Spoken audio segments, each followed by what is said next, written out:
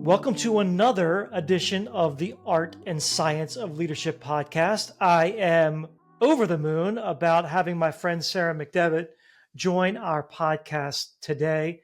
Sarah, I respect her so much. We're actually working together on a very cool project right this minute. But Sarah is an amazing human being who I've met through the post. We'll talk about that in a little bit. But Sarah is an accomplished entrepreneur, a former college athlete, which many of you know is near and dear to my heart, and just has this really amazing view of learning and the tools that we can use to be better leaders through learning. So, Sarah, thank you so much. You are the best for being willing to have a conversation with me beyond the ones that we already have. They're always fun. So thank you for having me. No, my pleasure. Let's talk first about college athletics. You and I met through this organization called the Post, which is a really cool, I would describe it as a learning organization, but a group of 500 former college, professional, or Olympic athletes who are all grinding, right? And growing and leading businesses. And so I'm so grateful for the Post for you being able to have a forum to meet you. But tell me first about, you were a hoops player at NYU. Tell me about the college sports experience and what you pulled through from that into your professional endeavors. Yeah. Well, first of all, I am sometimes in awe how much I still look back to the college playing days, and I had no perspective that experience of playing in college would kind of carry a thread through the rest of your life. And honestly, when you're 18 and making a decision about where to go to college, like the perspective we all have now would be so valuable at that point. Oh, isn't that true? At the time, I wanted this like big city challenge, and I thought New York would just be so cool. And I mean, of course it was, but most of my college experience, I think for many college athletes, was really defined by the basketball program, for better or for worse, right? Like it was Yeah. a roller coaster, like many experiences of our lives. But I think that one of the things that always strikes me about, and actually the Post network that we're part of, is it seems like the experience of playing in college just transcends into the kinds of people who are just always like looking for a next goal. And that's not to say that people who didn't play sports in college, Sure. aren't that way too. But I think with the Post, like that's been a pretty incredible common thread that, like you said, it is a learning organization. I think because athletes are always looking to grow. And yeah, that's been a common thread in my career. I mean, really the reason I left Microsoft when I did to go to grad school was because I felt like I wasn't learning as fast as I wanted to anymore. And so I went to go learn more. Yeah. Yeah. Which is, again, one of the things that binds you and I together beyond college athletics, and there's several, but is the fact that, our whole mantra for the organization that we get to live in every day at Steer is permanent beta, right? Always learning, never done improving, right? Never done trying to create more value. And that's really your journey as well. And so talk to us about that master's program, because I'm fascinated by it. You got your master's degree at Stanford and it was in learning, Yeah. right? So help us understand a little bit more about what that entails. Yeah. Yeah, the program was so cool. I mean, when I was kind of sitting at Microsoft, which was a phenomenal place to start my career, the first several years I learned so much. But then once that kind of slowed down a little bit, I was just looking out there and was kind of thinking about getting into ed tech. But I was looking at all these companies doing cool things in ed tech and thought, I don't have any basis in, kind of the foundations of learning. And education is something that most people have opinions on because we all went through a school system, right? But I wanted to like get into the science behind it. So I found this program at Stanford. It's called Learning Design and Technology. Mm, And so the program itself melds, tech sure. and the foundations of learning science. It was kind of a choose your own adventure with Mm, you know, um, some requirements, around the foundations of learning.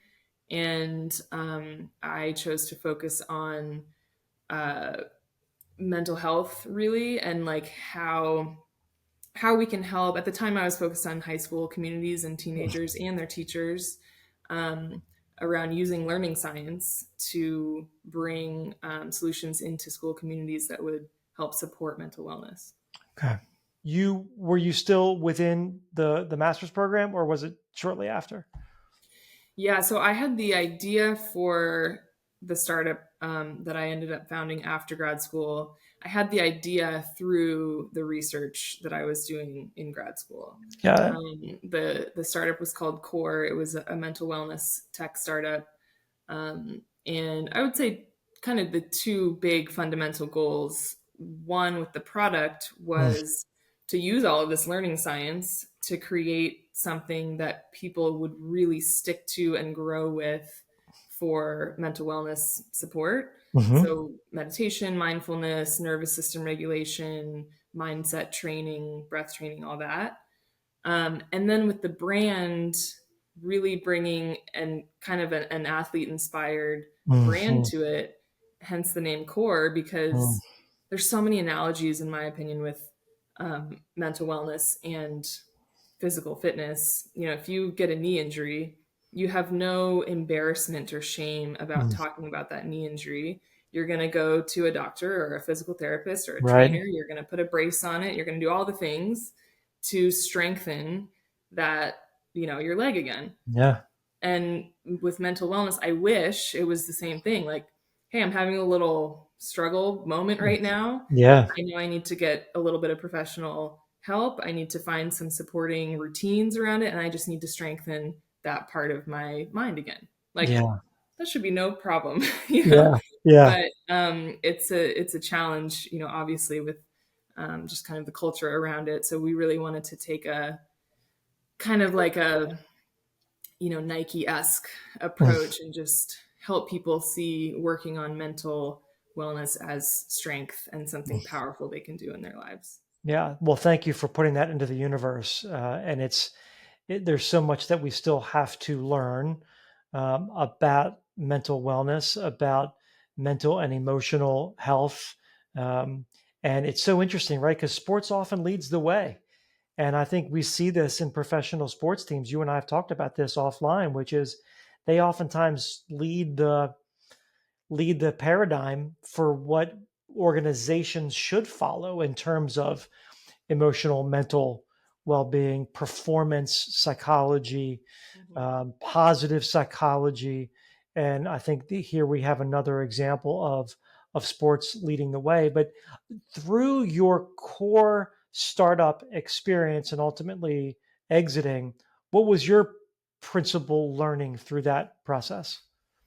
Oh my God. I mean, what minute was I not learning? Like, Yeah, if I wanted to leave Microsoft to increase my rate of learning, I think yeah, founding a startup is the maximum yeah. rate of learning you can possibly take on. And actually, that was part of the decision to do it. I graduated from Stanford and had this idea, and I went home for like 4 weeks to decide if I wanted to start this company, and made pros and cons lists and all this. And Yeah. the ultimate deciding factor was um, that it was the hardest thing in front of me, and Hmm. I wanted to take on that challenge at the time, and it certainly met those expectations of being the hardest thing that I could have decided to do at the time. Hmm. Um, but we had a culture on the team of constant, consistent, direct feedback, and so Hmm. even within just the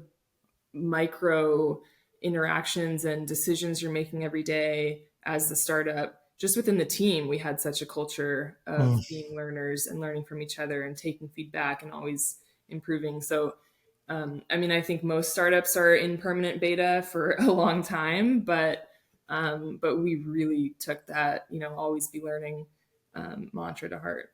So many of my lessons, so many of the things that you're challenging me on are principles that I've learned from college sports, which is pretty remarkable. But going back, our last point here is the learning, and this is the art and science of leadership podcast, right? So oftentimes, I mean, I have literally just this week already, it's a Tuesday, have talked to our executive CEO founder clients about the things that you're describing. And it's just remarkable how much we are working in the learning of neuroscience into organizational performance, which is really groundbreaking in so many ways, because none of us have really seen this until the last several years. But it's so welcomed and so needed. Um, and I'm just excited about how the neuroplasticity, that the more we learn about neuroplasticity and the ability of the brain to learn and be rewired later in life, the more opportunities we have to build better leaders, Yeah. right? People who are not going to just say, well, this is the way I am, or this is the way that we've done it. This is my personality. This is, the willingness to learn, the intellectual humility is foundational to organizational performance. And I'm so pleased for the work that you've put into the universe, and that you continue to help other organizations with is critically important. Well, I always saw such a link between some of what we called mental wellness, but I mean, you can put a lot of names to it, kind of mindset training and things like that. Mm-hmm. The link between that and what you're talking about, high performance growth mindset, high performance leadership development, because you're right, it really takes kind of a management of ego Mm-hmm.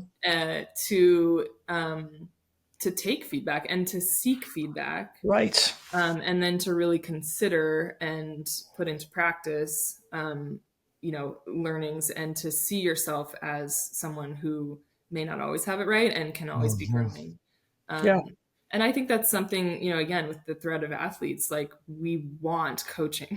Like in some ways, getting into the professional world, if you're in a culture without good coaching from, higher leaders, I think a lot of athletes suffer a bit Oh, because they're looking for coaching and instruction and feedback. And it feels weird if you're yeah. not, Yeah. getting told what you did wrong. Like I want to Yeah. know what you did wrong. Yeah. Yeah. Yeah. Let me run the play the right way. Yeah. Come Yeah. on. Like, give it to me. Yeah. Yeah, I love that. Now, Sarah, this is great. I think what we've learned from our brief time together today in this forum is that we need to do more of this.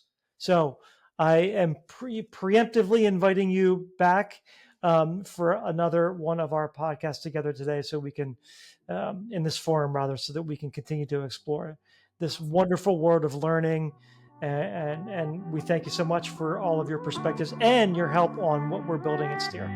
Oh yeah, it's exciting. Thank you very much. Thanks, Sarah.